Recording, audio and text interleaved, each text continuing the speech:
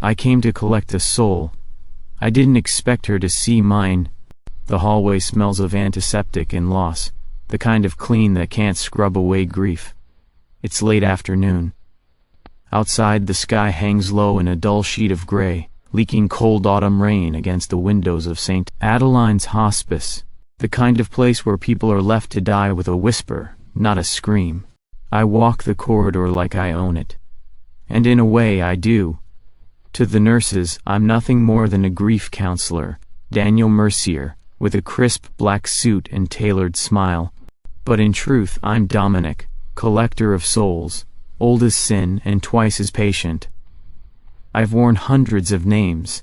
I've watched empires crumble and children starve. And never, not once, have I hesitated to take what I came for. Room 312. The door creaks as I push it open. Inside, the lights are dimmed.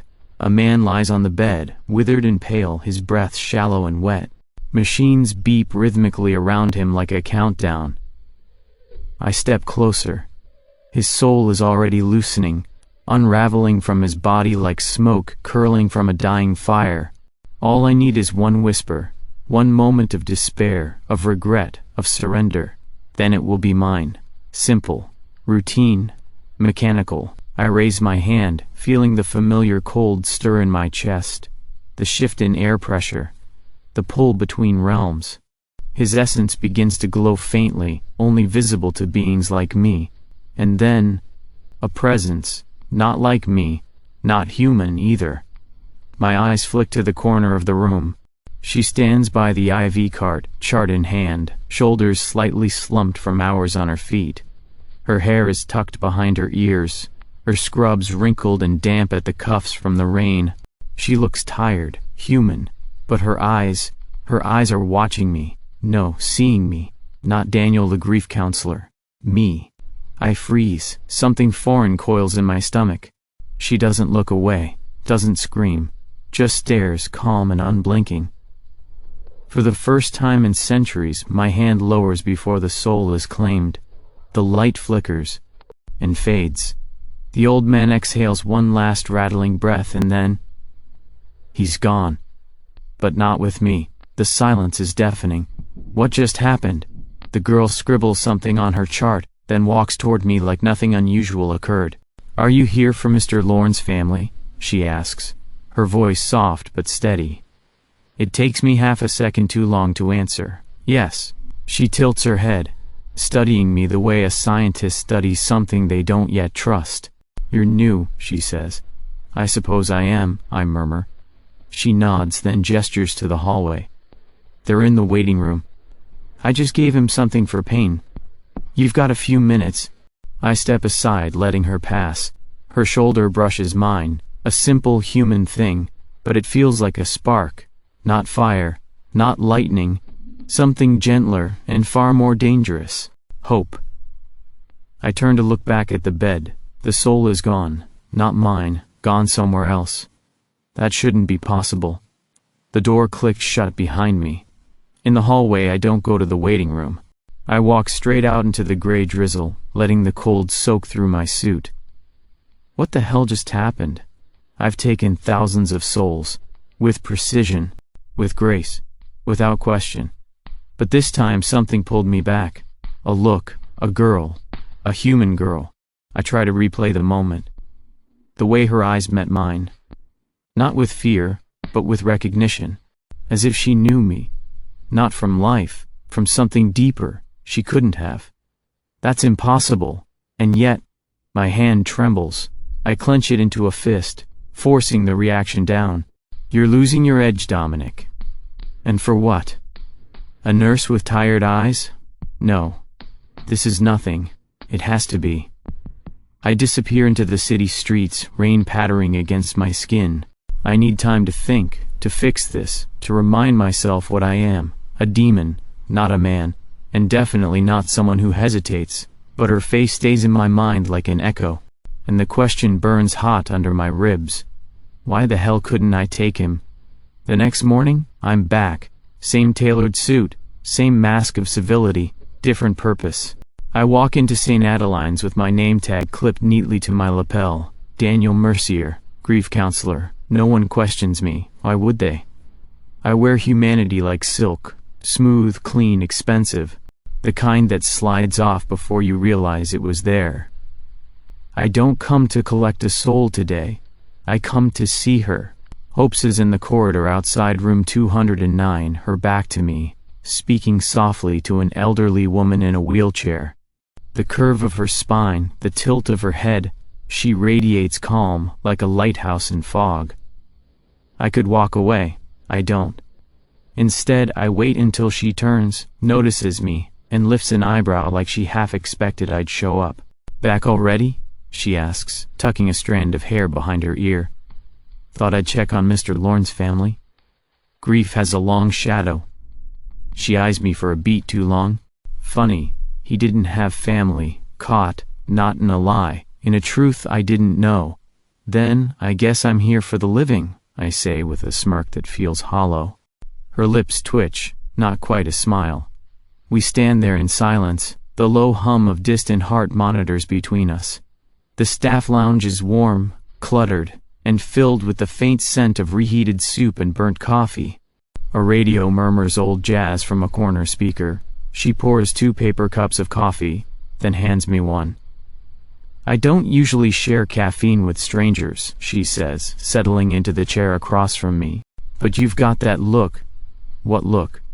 The kind that says you've seen too many people die to still pretend you're okay. I sip the coffee. It's terrible. I'm not pretending, I say. You're very good at not pretending, she replies. That's why I don't trust you. It's not the insult that catches me. It's the calm with which she delivers it. I'm not here to hurt anyone, I offer. She studies me over the rim of her cup.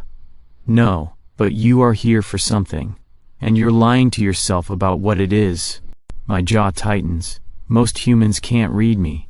She's not just reading me. She's flipping pages. Something about her voice muffles the noise in my head. That low, constant hum of temptation and hunger. The one I've lived with for centuries. It dulls in her presence. As if her words are rewiring me without permission. I hate that. And I want more of it. Tell me, Hope, I ask, leaning forward, why are you so calm around death? She shrugs. It's part of the job. No, it's more than that. I've seen nurses crack over a hangnail. But you treat death like an old friend. She meets my eyes without flinching. Maybe I've met him before. That gives me pause. She doesn't elaborate. Just drinks her coffee like she didn't drop a stone in the middle of my ocean. She stands. Come on. Let's take a walk. It's too quiet in here. We cross the parking lot in silence. The sky is starting to dim, painted in bruised lavender and navy. The world feels oddly still, like it's holding its breath. Do you come here often? She asks as we pass a row of bare trees. Leaves crunch underfoot. Only when it's necessary. And is it necessary now? I glance at her. You tell me. She laughs softly, then stops walking. Why do you look so sad when no one's watching? The question slices through my practiced composure like a blade. I shouldn't answer. I don't owe her anything. But something cracks. I wasn't made for this, I say quietly. For what? For connection. For questions. For kindness. She steps closer, tilting her head. Her eyes are too human, too knowing. And yet here you are, she murmurs. Following a nurse around like a stray shadow, I feel my breath catch. What am I doing? This isn't the plan. She was supposed to be a curiosity, a passing flicker in the endless dark. You don't know what I am, I say sharply. She doesn't flinch. Maybe, she says. But maybe you don't, either. I want to say something cruel, something that will push her away, wrap myself back in the comfort of isolation, but I don't. Because for the first time I can't even remember how long I want to stay. Not because I have to, because I want to. She walks back toward the building, leaving me standing in the cold. I watch the sway of her hair, the grace in her step. My fingers twitch with the urge to follow. I'm a demon. She's a light I wasn't meant to see. But something in me whispers, she saw you, not just your form, you. And I wonder if that's the beginning of salvation, or the start of something far more dangerous. The children's room is painted in pastel blues and soft yellows, with hand-drawn stars scattered across the ceiling like someone tried to give dying kids their own sky. It should feel hopeful. Instead, it reeks of forced cheer, a lie built with crayons and fading murals. I lean against the doorway, unseen. Inside, Hope sits cross-legged on a foam mat, gently braiding the hair of a thin girl with a tularge head and sunken eyes. The girl, Clara, is no more than 7, with translucent skin and lashes like threads, but when she laughs it's real. Hope doesn't smile often, but she's smiling now. Something in me twists. She treats the child like a sister. No pity, no performance, just quiet warmth, the kind I haven't seen in centuries. My earpiece crackles. Dominic, a voice like ash and iron, counsel. The child's time is close. Her tether's nearly gone. You are to take the soul tonight.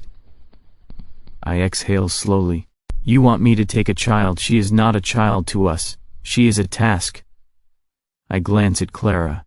She's drawing a crooked cat in pink marker, and humming under her breath. Understood. I lie. Hope's office is small, cluttered. Smells like lemon sanitizer and vanilla tea. I wait by the door until she looks up from her laptop. You again, she says, not surprised. Curious habit, I say, nodding toward the children's room. Spending your breaks with the dying. Hope sets her pen down, crosses her arms. I don't believe in letting people disappear alone. And Clara? She's not disappearing. Not yet. There's steel under her voice. It startles me. She's stronger than she looks, Hope adds. I nod. Though I know Clara's soul is fraying like old cloth, she'll slip away within the next 2 nights. Unless I do it sooner. I step closer, trying to read Hope's face. Why do you care so much? Because someone has to. She says it like it's obvious, like it's easy. That night, I return. Clara sleeps in her bed, a stuffed elephant curled under one arm. I stand at the foot of her mattress, invisible in shadow, watching the faint shimmer of her soul. Pale, flickering, already lifting like a leaf in wind. One word, one thought, one whisper from me, and she's mine. I raise my hand, and I hesitate. The fear hits me like a blow. Not hers, mine. I've killed kings, devoured monsters and saints alike, but this child, this pure little thing, if I take her, Hope will know. Somehow she'll know, and I can't bear the idea of that look in her eyes, that silence, that disappointment. My hand trembles. I lower it. For the first time in 1,000 years, I refuse. I go to the rooftop to clear my head. Wind lashes my coat open, and the city stretches below in cold, glittering silence. I try to center myself, to remind myself what I am. But nothing feels right. Footsteps behind me. I turn too late. Hope stands near the door, arms wrapped around herself. Don't jump, she says lightly, trying for a smile. I huff a breath. Not planning on it, she walks toward me slowly. You look pale. I don't get pale. You do tonight. I study her. How did you know I'd be here? You disappear when you're overwhelmed. And your footsteps are louder than you think. She stops beside me, eyes on the skyline. You looked at Clara today like you'd seen a ghost. I don't answer. Her voice softens. Are you okay? I could lie. I should lie. But the words fall out before I can stop them. I think I'm starting to feel things I shouldn't. She turns to me. I expect fear, pity, distance. But she just listens. What kind of things? Guilt, concern, attachment. Things that don't belong in me. Her brow furrows. Why do you think that? Because I wasn't built for compassion. I wasn't made to hesitate. She's quiet for a long moment, then says, You're not built from stone, Dominic. You bleed, you flinch, you pause. That means something. I meet her gaze. Her eyes are steady, deep, unafraid. For once, I let the silence sit between us without trying to fill it. The wind whistles around us. She steps closer. Whatever you are, you didn't take her. You could have. But you didn't. And then, softer thank you. It shouldn't mean anything. One human's thanks. But it anchors me in a way I don't understand. Maybe she already knows. Maybe it doesn't matter. The city at night has its own pulse. Not human, not demonic, just restless. Rain slicks the pavement, catching flashes of passing headlights and neon signs. I walk alone through the narrow alleys behind Market Street, the scent of rot and gasoline thick in the air. And yet, I'm not alone. I feel him before I see him. Old instincts flare, cold pressure in the back of my neck, the subtle drop in temperature that follows only one kind of presence. Still slumming it with the humans, Dominic? The voice is smooth, sardonic, familiar. I stop.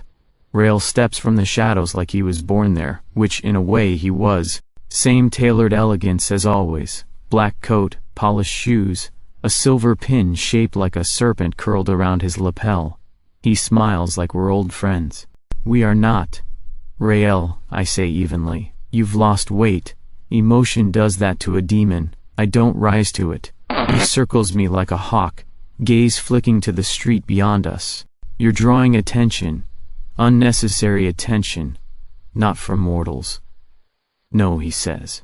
From us. I stay silent. He sighs, tilting his head. You were one of the best. Precision, efficiency, no attachment. And now?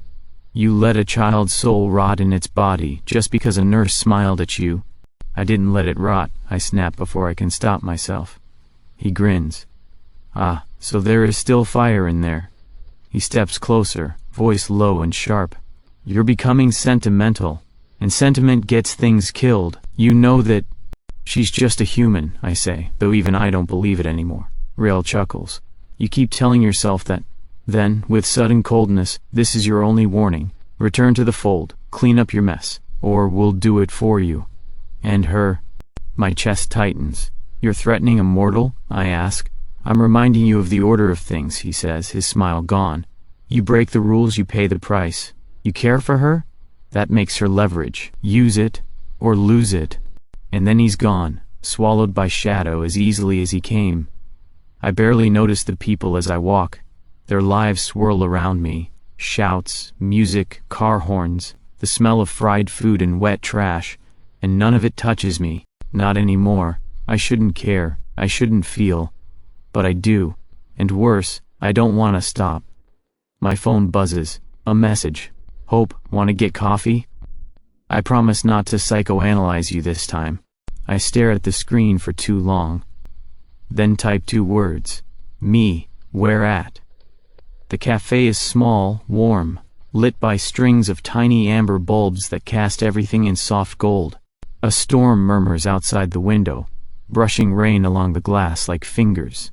Hope is already seated by the window, cradling a ceramic mug between her palms. She looks up as I enter and offers a tired smile. You came. Couldn't resist the offer of mediocre caffeine, she chuckles. I didn't say it'd be good. I sit across from her. The table is narrow, our knees nearly touch. The intimacy of the space feels dangerous. We sit in silence for a minute.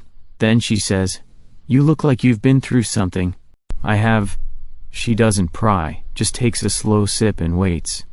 I watch the steam curl from her mug, the way her lashes lower when she blinks. I shouldn't be here. And yet, I've never felt more drawn to anything in my existence. Finally I ask, Do you believe someone like me could change?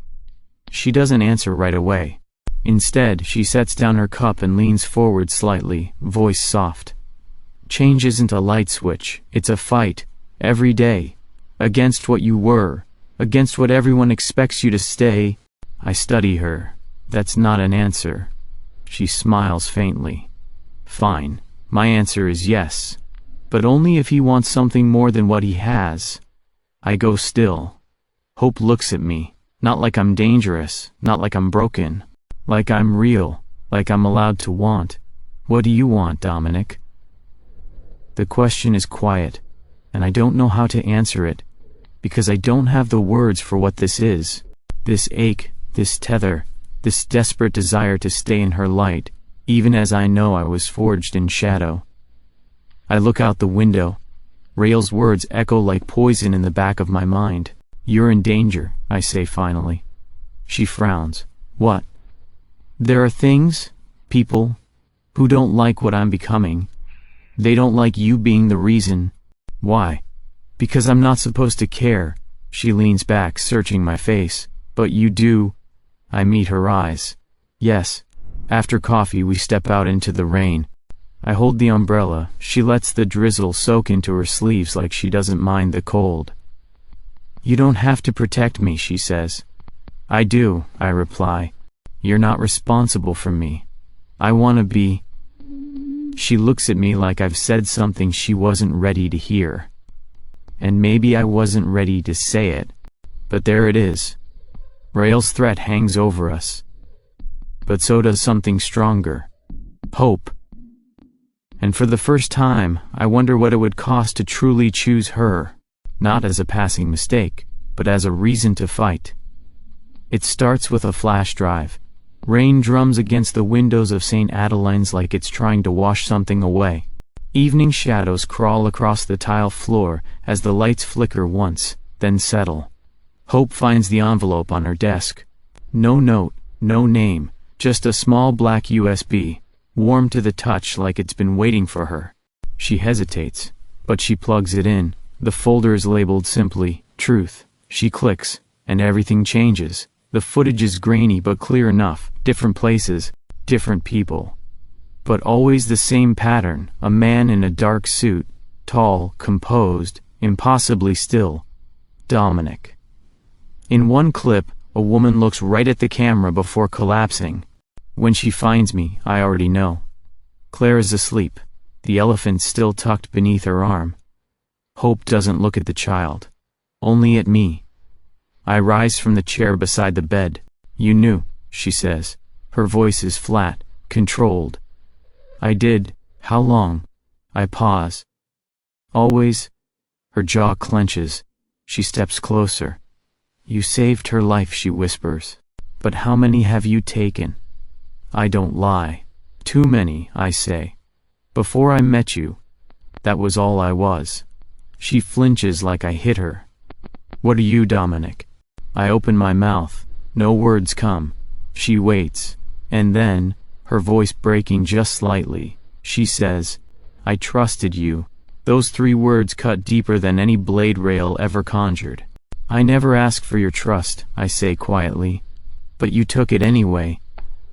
We stare at each other in the soft, humming dark, machines beeping in the background like fading heartbeats. I don't defend myself, I don't explain. Because what can I say? That I was made for death? That I only began to question it because her voice quieted the noise in my head? That she saw me, and I didn't want to be what I was anymore? None of that makes what I've done go away. None of it can fix this. I'm not who you thought, I finally say. No, she says, you're worse. Because for a second, I thought you could be something better. She turns and walks away. I let her. My apartment is a cage made of stone and glass. It's too clean, too cold. A sterile layer perched above the city like a forgotten relic. No photos, no softness, no sign that anyone's ever lived here. I sit in the dark. No lights, no music. Just the hum of distant traffic and the ache crawling under my skin. For the first time in centuries I feel lonely, not alone but lonely, like something vital has been ripped out of me. And maybe it has. Hope's voice echoes in my mind like a curse I chose. You saved her life, but how many have you taken? She didn't ask why I did it, or if I regretted it. She didn't want excuses. She wanted to know if I was different now. And the truth is, I don't know. I never thought twice about the lives I claimed. They were my purpose, my design. But then she looked at me, and I wanted to be seen as more. Is that enough? Is wanting enough? My fists curl. The silence around me doesn't comfort like it used to. It presses in, chokes, reminds. This is what I chose. To let her see the worst in me, to let her go. Because if I chased her now, what would I say? That I'm trying? That I feel? It wouldn't undo anything, and still, the hollow in my chest grows heavier. Maybe this is what it means to change, not to be forgiven, but to carry the weight of being unworthy, and still want to try. The door creaks open before I touch it. I know this place. The old manor on the outskirts of the city, long condemned, buried in ivy and rot. No one comes here. No one dares. But beneath the floors, behind walls that don't exist to human eyes, is the real reason it still stands. It's a threshold. A crack between realms. A passage demons use when they want to stay off the grid, and tonight it reeks of him. I step inside. The air is thick with sulfur and old wet wood, shadows curl like smoke, and the house groans as if it knows something terrible is about to happen. Then I hear it, a cry, muffled, I move, down the main hall, past splintered stairs and broken mirrors, toward the basement door. It's open, and beyond it, the dark hum of the in-between. She's in the center of the chamber, arms bound behind her, knees scraped, blood at her temple, eyes wide with fury and fear, hope, and standing beside her, calm as death, is Rael. "Hello, Dominic," he says. "Took you long enough?" I don't look at him. My eyes are locked on her. Her breathing shallow, her face pale. But when she sees me, something lights behind her gaze. She's afraid, for me, Rael sighs. I thought maybe she'd put up more of a fight, but really, she's just a girl, a breakable, ordinary girl. I take a step forward. Let her go. He smiles. No, I let the glamour peel off me. My skin darkens, veins glowing faintly beneath the surface. Horns, faint, curved, begin to show through my hair. My voice drops. I won't ask again. "You've grown soft," he says with disgust.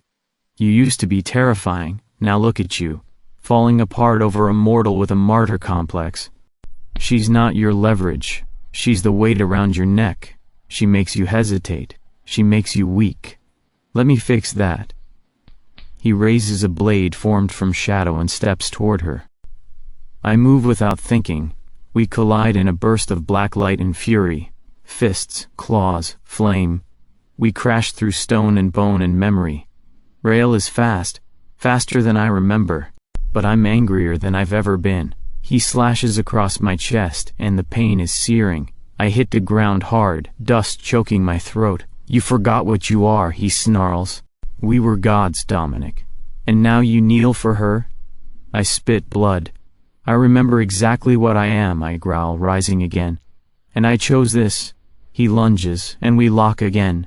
My ribs crack, my vision blurs, but then I feel it, not pain. Hope's gaze, tears on her cheeks, mouth trembling, but her eyes are steady. She believes in me, even now. Especially now.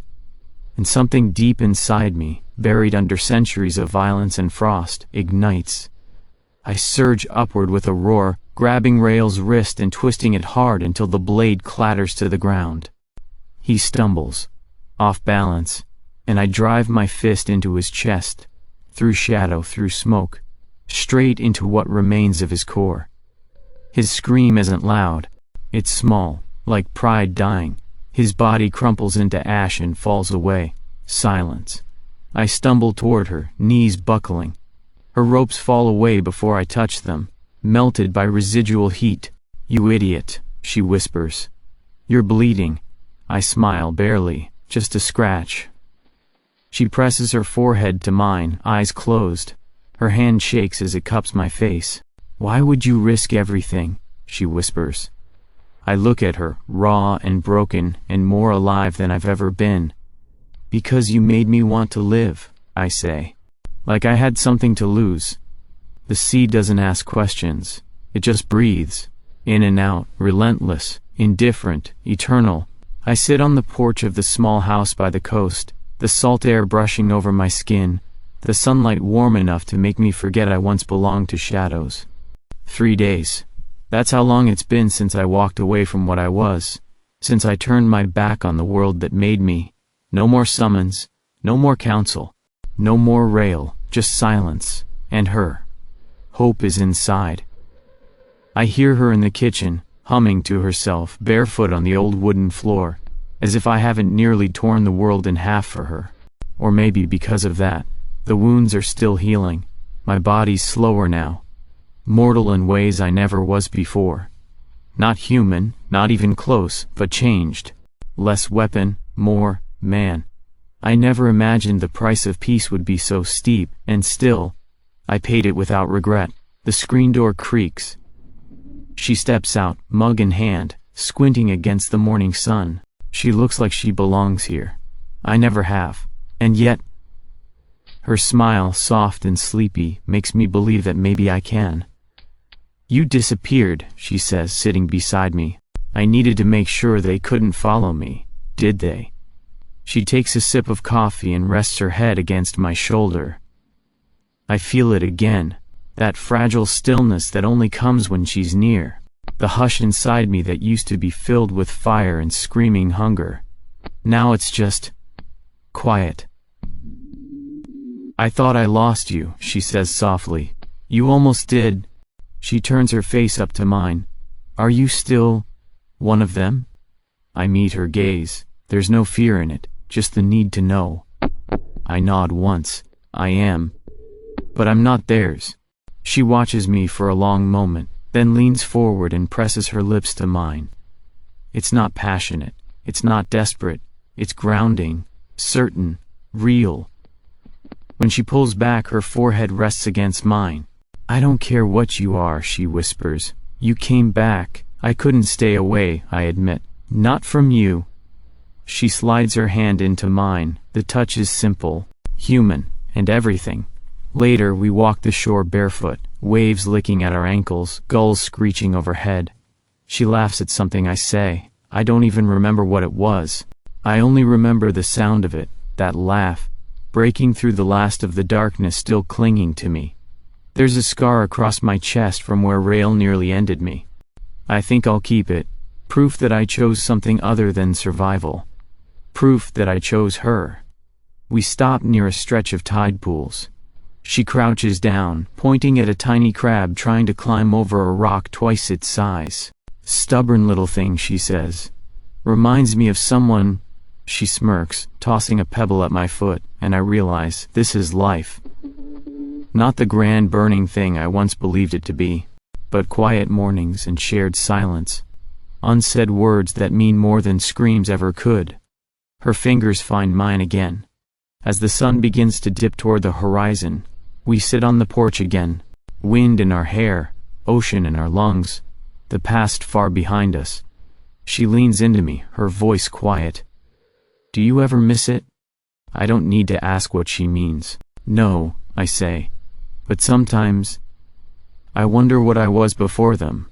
And what do you think you were? I pause. Then answer, lost. She squeezes my hand. You're not lost now. I close my eyes, breathe her in. The salt, the sun, the scent of her hair, the sound of her heartbeat. And for the first time in centuries I feel whole. Not perfect, not forgiven, but whole. I turn to her. Let my hand wrap around hers. My voice is quiet, final. I was made to steal souls, but she gave me one instead.